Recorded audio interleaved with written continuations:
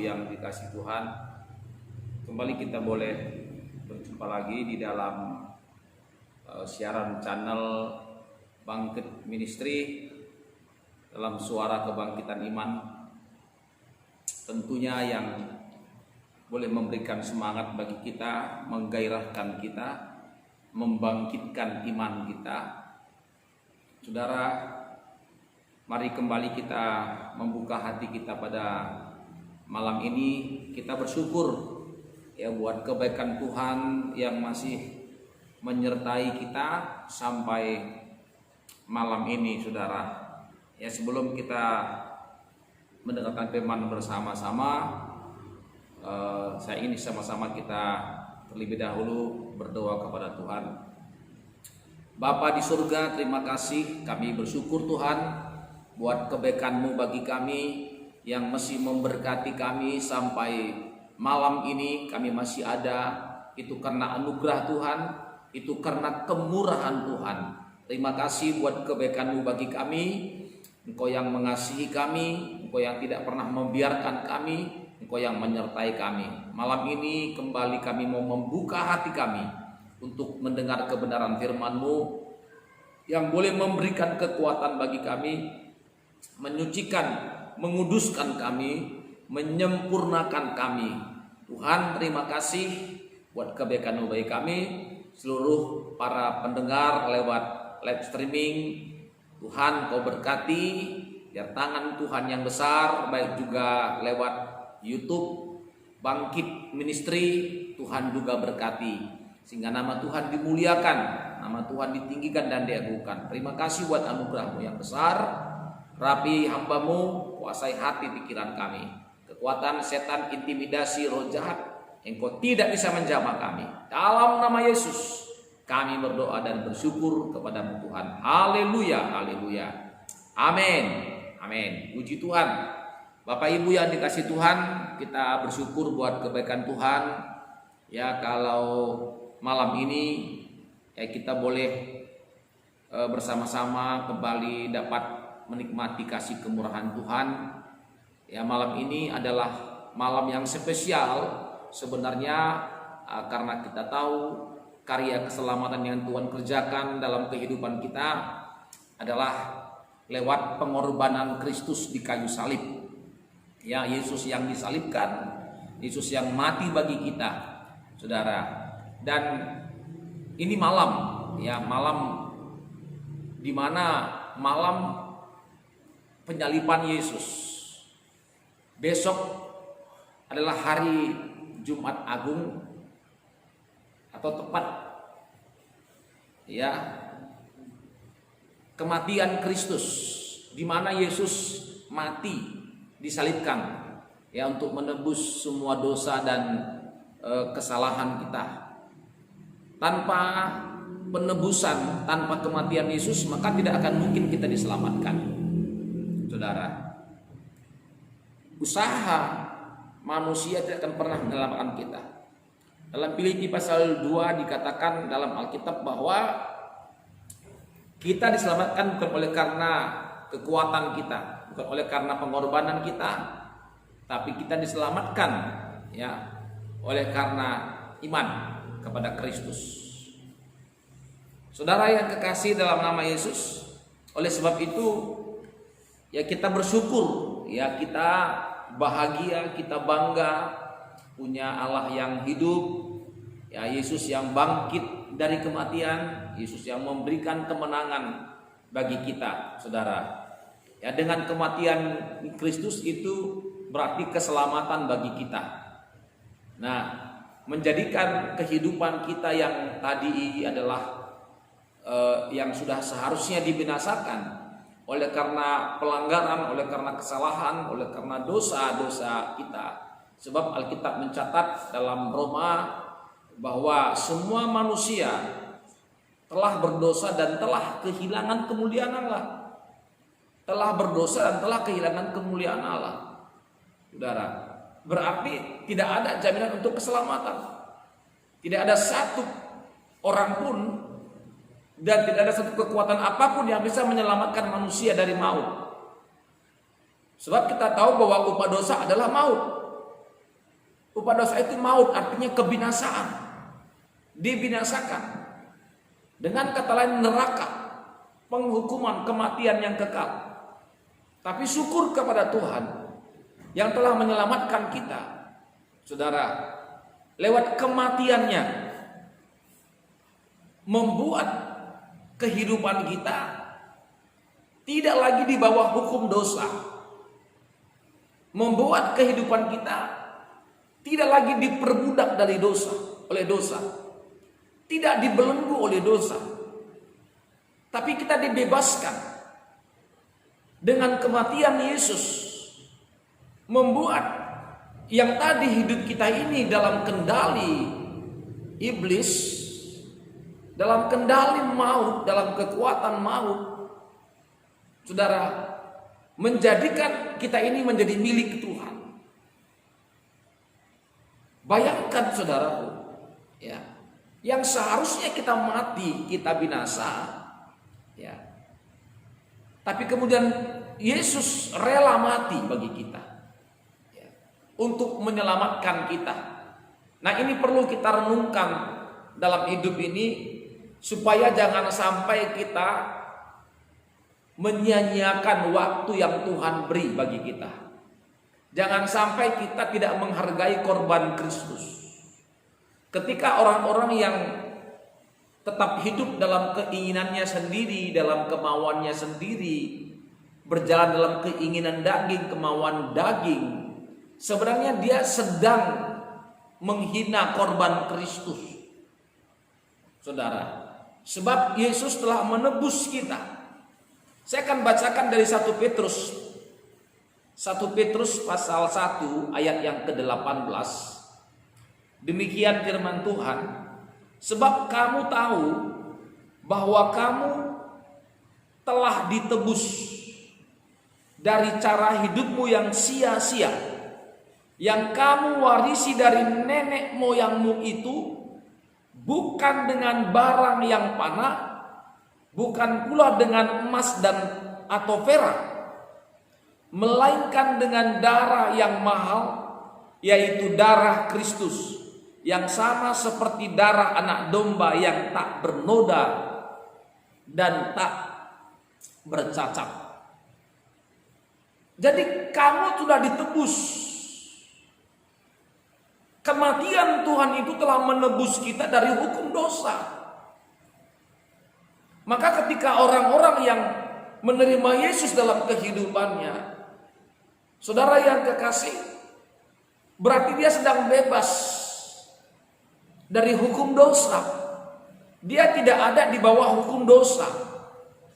Alkitab dengan jelas mencatat di dalam Roma pasalnya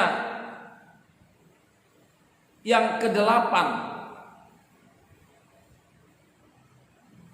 ayat 1, demikianlah sekarang tidak ada penghukuman bagi mereka yang ada di dalam Kristus Yesus.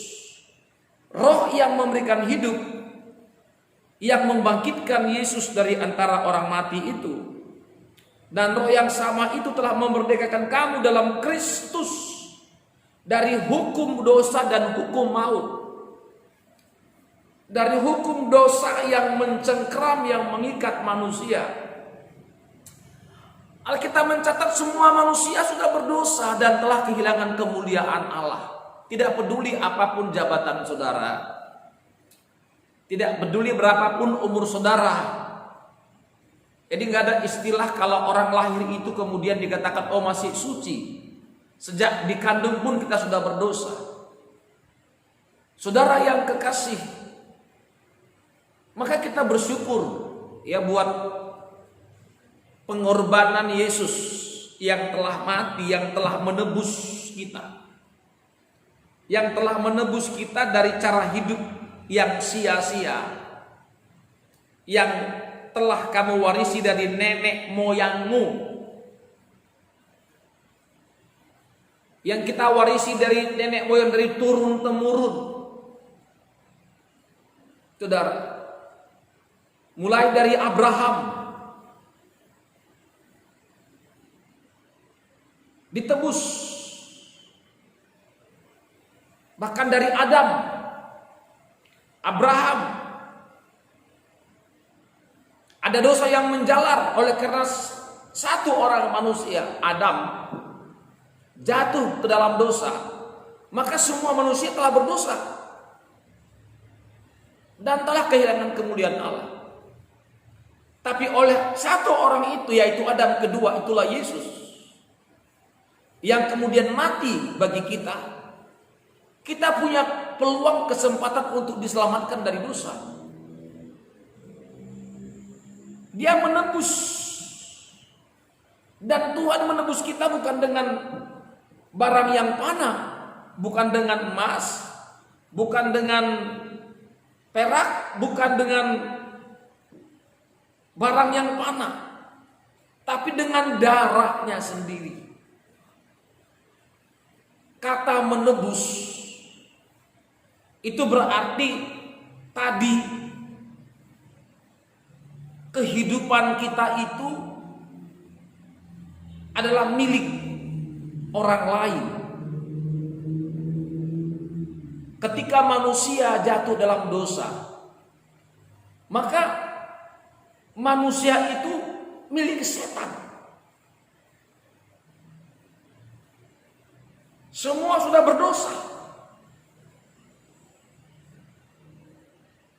Tapi kita lihat lewat kematian Kristus kita ditebus. Kita ditebus. Ditebus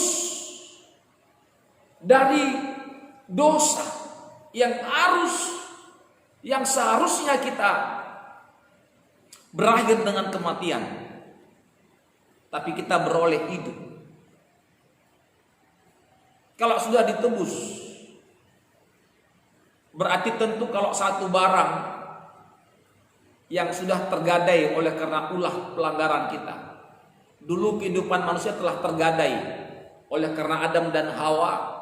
Kemudian manusia semua sudah tergadai dalam dosa.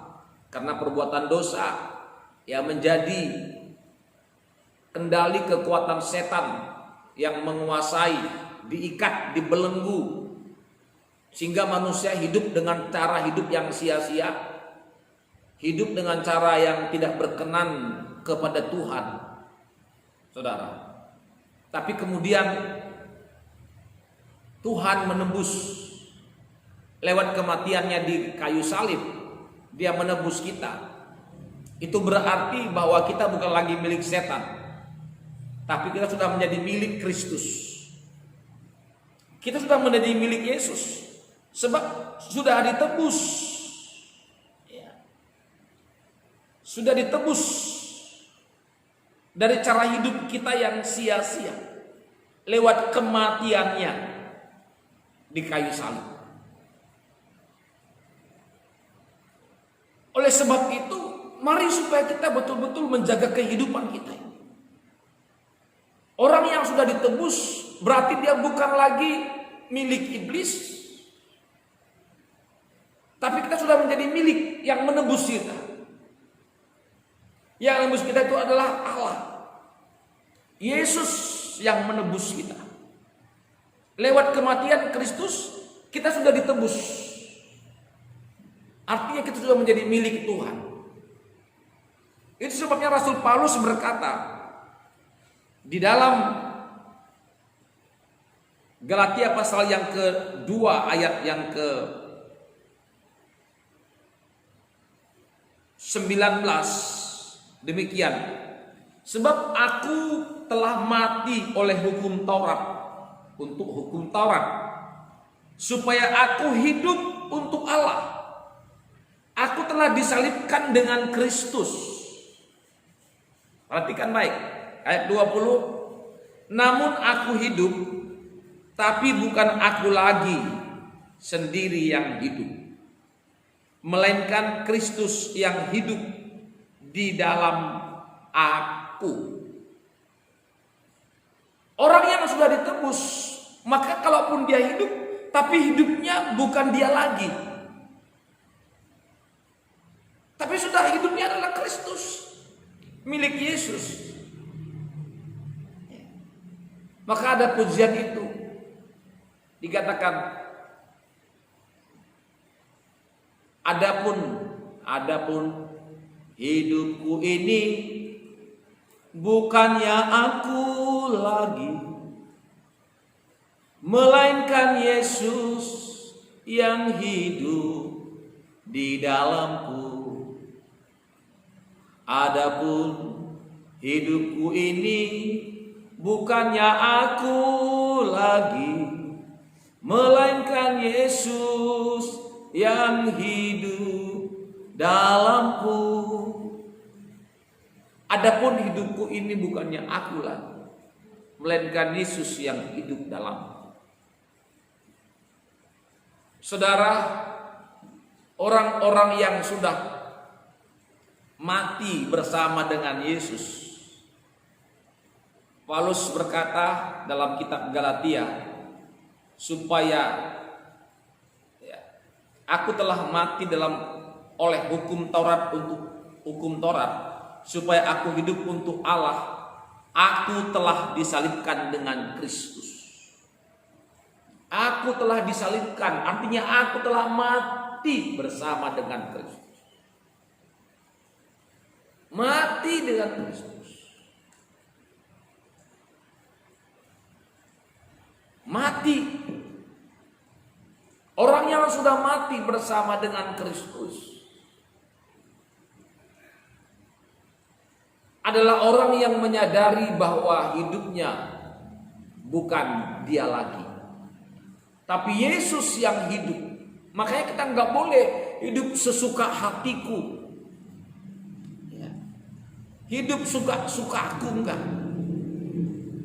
Sebab kita sudah ditebus. Kalau di Korintus dituliskan sudah dibeli. Sudah dibeli. Ya, dalam 1 Korintus pasal yang ke-6. Ya. 1 Korintus pasal yang ke-6 ayat 19 ya, demikian.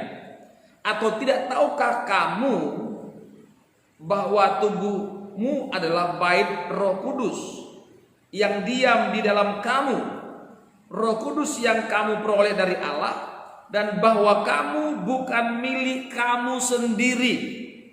Kenapa? Sebab kamu telah dibeli dan harganya telah lunas dibayar. Karena itu muliakanlah Allah dengan tubuhmu. Sebab kamu sudah dibeli, jadi kamu nggak milikmu sendiri. Makanya adapun hidupku ini bukannya aku lagi, melainkan Yesus yang hidup di dalamku. Dan dikatakan, dan hidupku yang kuhidupi sekarang di dalam daging adalah hidup oleh iman dan dalam Anak Allah yang telah mengasihi aku dan menyerahkan dirinya untuk aku. Artinya hidup kita harus untuk Yesus. Saudara, orang-orang yang hidupnya bukan dia lagi, tapi Yesus yang hidup dalamnya adalah orang yang sudah disalibkan. Artinya orang yang sudah mati bersama dengan Yesus. Hidupmu pasti aman. Sebab hidupmu akan tersembunyi bersama dengan Tuhan. Kekuatan kuasa kematian Kristus itu luar biasa. Darah yang tercurah itu memberikan kemenangan bagi kita. Saudara, dikatakan begini di dalam Kolose pasal yang ketiga. Kolose pasal 3 ayat yang ketiga. Ayat yang ketiga demikian. Sebab kamu telah mati, ya kamu telah mati, dan hidupmu tersembunyi bersama-sama dengan Kristus di dalam Allah. Jadi orang yang sudah mati disalibkan bersama dengan Allah, maka hidupnya tersembunyi di dalam Allah. Hidupnya tersembunyi di dalam Allah, dalam Tuhan. Saudara, yang sudah mati bersama dengan Allah. Maka untuk kita bisa, saudara, mendapatkan keselamatan, mendapatkan perlindungan, mendapatkan pertolongan di masa-masa yang sukar, yang sulit ini, saudara, harus kita mati bersama dengan Tuhan. Harus kita masih bersama dengan Yesus. Maka hidup kita akan tersembunyi bersama dengan Kristus di dalam Allah. Kalau sudah hidup kita ini tersembunyi bersama dalam Allah, apa yang kita takutkan dalam hidup ini? Sudah. Aniayakah? Penderitaankah? Kelaparankah? Virus coronakah? Tidak ada yang kita takutkan. Sebab hidup kita tersembunyi. Tersembunyi di dalam Allah. Orang-orang yang sudah mati bersama dengan Yesus, hidupnya tersembunyi di dalam Allah. Orang-orang yang hidupnya bukan dia lagi, tapi dia hidup di dalam Yesus. Tentu pergerakan tindakan, pergerakan pikiran, ucapan, perkataan, semuanya itu sejalan dengan Yesus. Pikiran Kristus, perkataan Kristus, perbuatan Kristus, itu harus menjadi milik kita. Jadi orang yang sudah mati itu, dia tidak lagi hidup dalam hidup yang lama, hidup yang baru. Saudara, hidup yang baru.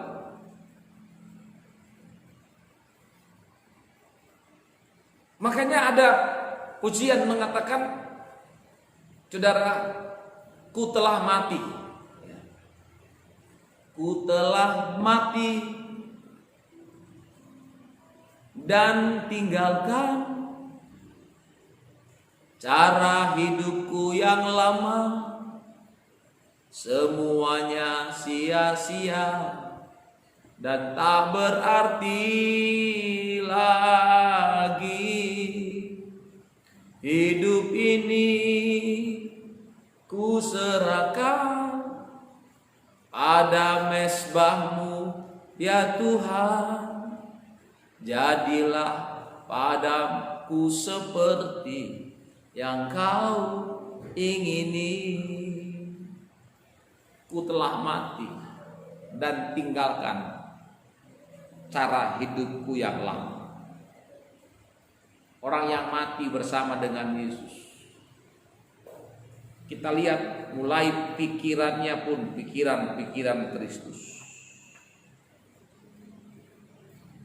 Memikirkan perkara-perkara yang di atas. Motivasinya pun yang dia cari itu perkara-perkara yang di atas. Malam ini Bapak Ibu yang dikasih Tuhan, dimanapun kita berada, baik sidang jemaat Tuhan yang juga menyaksikan live streaming ini, ayo coba dulu tatalah kehidupanmu. Sudahkah engkau mati? Engkau tidak akan pernah menjadi milik Kristus kalau engkau tidak mati. Artinya kita harus juga menyalibkan diri kita, mati bersama dengan Dia. Saya coba dulu membuka ya dari kitab Galatia.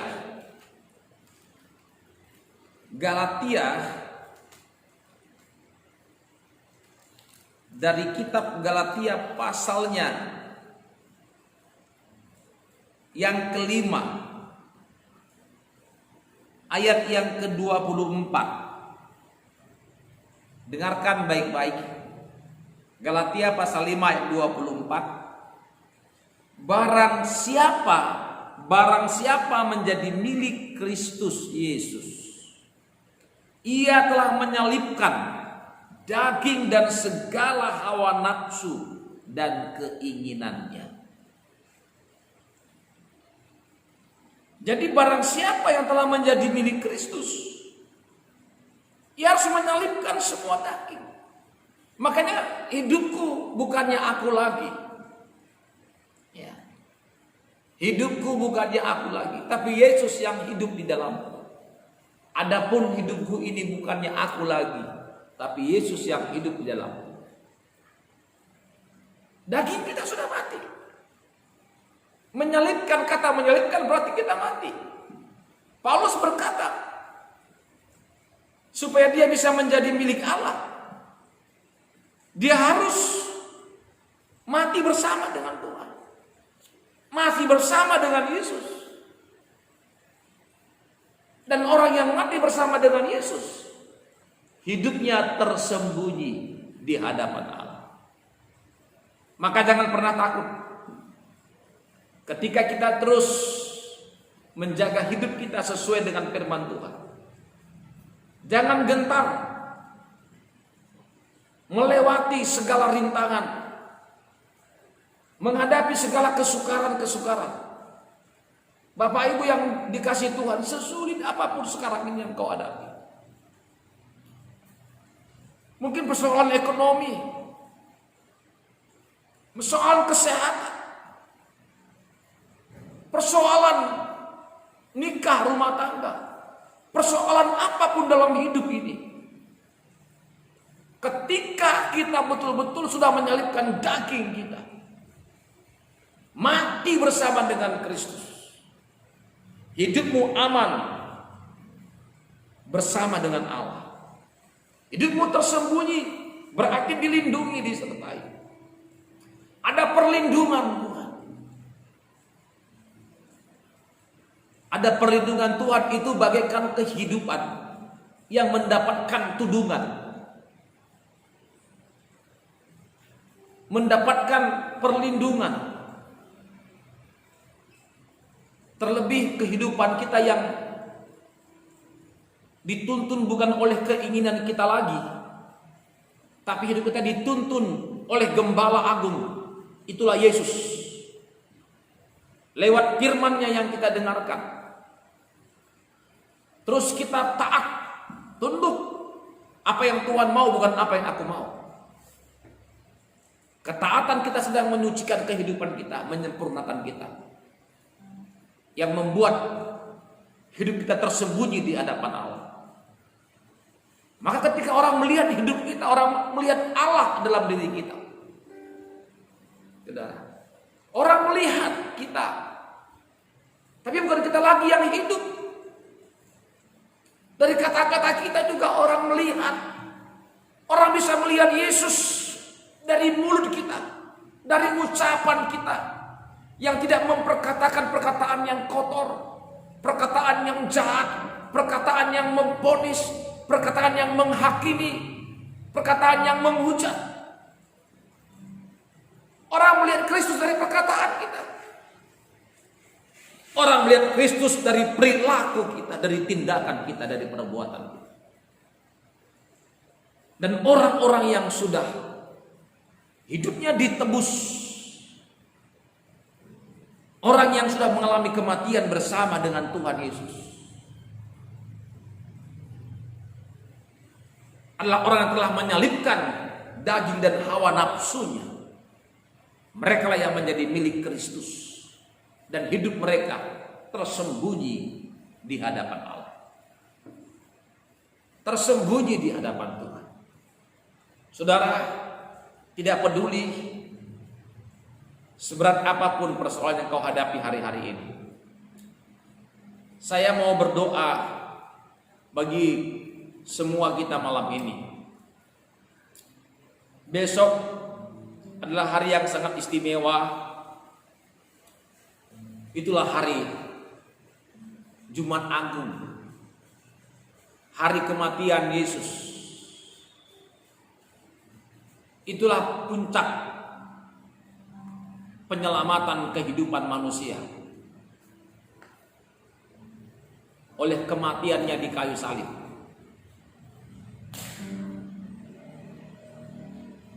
Saudara yang kekasih, secara perasaan, secara daging, secara manusiawi sangat sedih.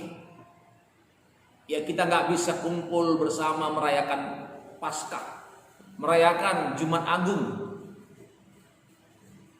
merayakan kematian dan kebangkitannya nanti pada hari Minggu. Tapi saya berdoa supaya kita tidak mengurangi esensi dari ibadah itu. Kita tidak mengurangi bobot dari ibadah itu, walaupun kita tidak bisa berkumpul bersama. Tapi tetap kita harus memaknai hari kematian Yesus adalah hari yang paling berharga dalam kehidupan kita. Hari yang paling berarti dalam hidup kita. Di mana sosok pribadi yang rela mati bagi saya dan saudara. Dia menderita, disiksa. Via Dolorosa. Itulah jalan salib. Dia dicambuk, dia dihina, dia mati, dia menderita. Sebelum kematiannya, saudara yang kekasih, dia berseru, Eloi, Eloi lama sabachthani. Allahku, Allahku, mengapa engkau meninggalkan aku?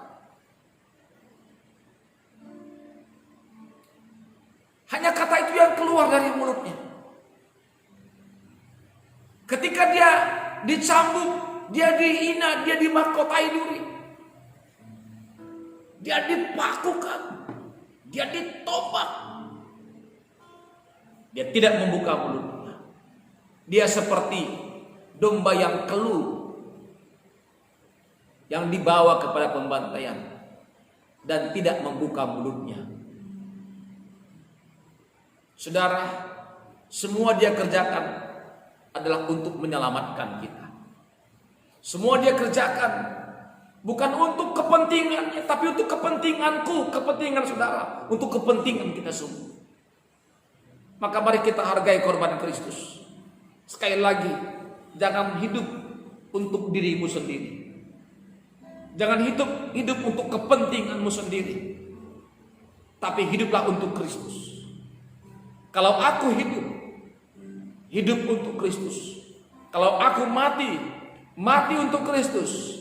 Mati dan hidupku hanyalah untuk Yesus. Itu harus menjadi komitmen kita, saudara. Saya percaya esok hari kita ketemu jam 8 pagi. Semua kita akan menemukan sesuatu yang indah dalam ibadah Jumat Agung. Sesuatu yang baru, yang segar akan Tuhan bukakan bagi kita, untuk memberikan semangat bagi kita melewati hari-hari ini dalam masa-masa yang sukar ini. Tapi tetap kita masih punya pengharapan. Oleh sebab itu, ingat sekali lagi, hidupmu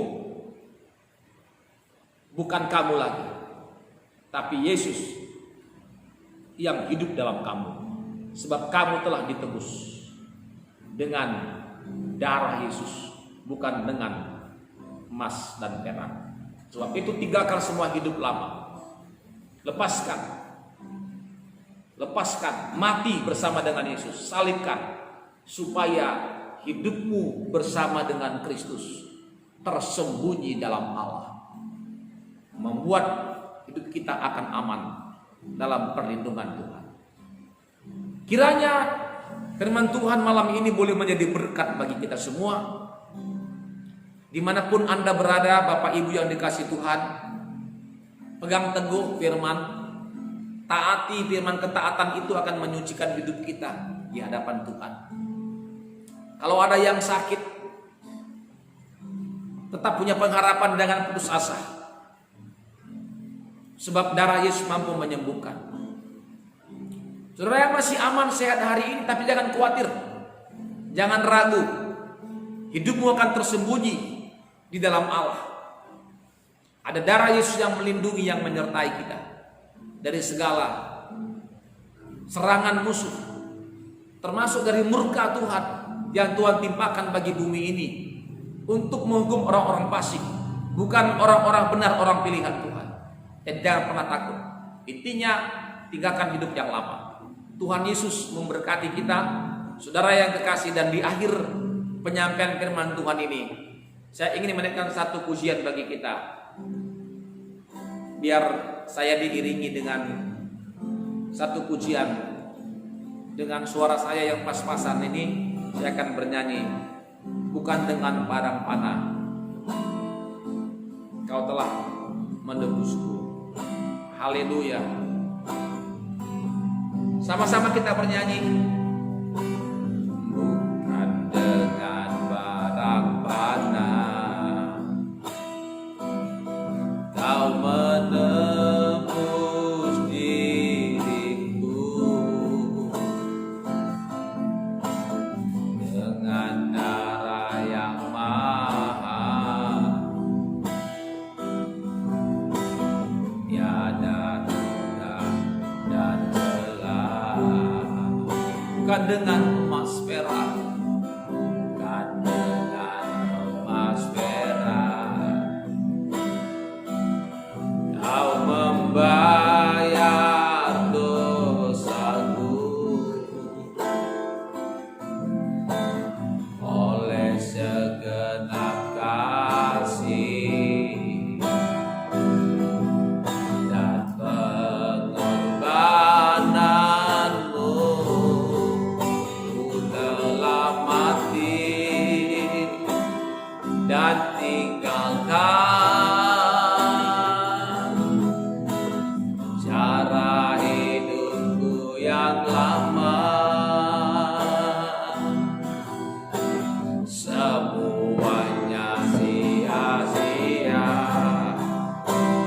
tak berarti lagi hidup ini. Ku letakkan pada mezbah-Mu ya Tuhan. Jadilah padaku seperti yang Kau telah mati, telah mati dan tinggalkan cara hidupku yang lama. Amin. Semuanya sia-sia, tak berarti lagi hidup ini. Ku letakkan pada mezbah-Mu ya Tuhan. Jadilah padaku seperti yang Kau. Sekali lagi katakan, ku telah mati, ku telah mati dan tinggalkan cara hidupmu yang lama. Semuanya sia-sia dan tak berarti lagi ini ku letakkan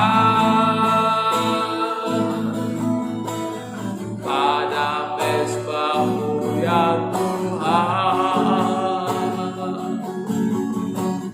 Jadilah padaku sahabat, jadilah padaku, jadilah padaku, jadilah padaku, jadilah padaku seperti yang Kau ingini. Haleluya, haleluya. Terima kasih Tuhan, kami bersyukur buat anugerah-Mu yang besar.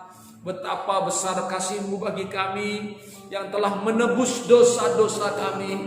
Engkau telah menebus kami bukan dengan emas, perak, bukan dengan barang yang mana, tapi dengan darah Yesus sendiri yang telah menebus kami, menjadikan kami menjadi milik Tuhan. Tuhan, kami bangga punya Allah seperti Engkau. Oleh sebab itu Tuhan, kami sadar, biar kami memahami bahwa hidup kami ini bukannya kami lagi, tapi Yesus yang hidup dalam kami. Sebab hidup yang kami hidupi adalah hidup untuk Kristus. Mampukan kami terus untuk kami berjalan bersama-sama dengan Tuhan. Mampukan kami terus Tuhan untuk kami hidup dalam kebenaran Tuhan. Dan kami menyalipkan segala daging kami ini dan segala keinginan kami, segala hawa nafsu kami, supaya kami menjadi milik Tuhan. Dan kami yakin kalau kami sudah mati bersama dengan Kristus, maka hidup kami tersembunyi di hadapan Allah, sehingga hidup kami akan aman. Kami yakin dan percaya dengan Tuhan yang luar biasa memberkati. Ada kekuatan korban Kristus, kekuatan darah Yesus yang memulihkan, menyembuhkan segala sakit, penyakit, segala kelemahan. Kami percaya Tuhan, tolong kami semua. Tuhan berikan terus kami kemampuan, kekuatan untuk melewati hari-hari yang sukar ini, hari-hari yang sulit ini, untuk tetap berpegang pada firman-Mu. Terima kasih buat anugerah-Mu yang besar. Besok kembali jam 8 pagi kami juga akan ada bersama-sama live streaming tempat ini, dan Tuhan menolong, memberkati ibadah kami. Tuhan kendalikan sepenuhnya Tuhan.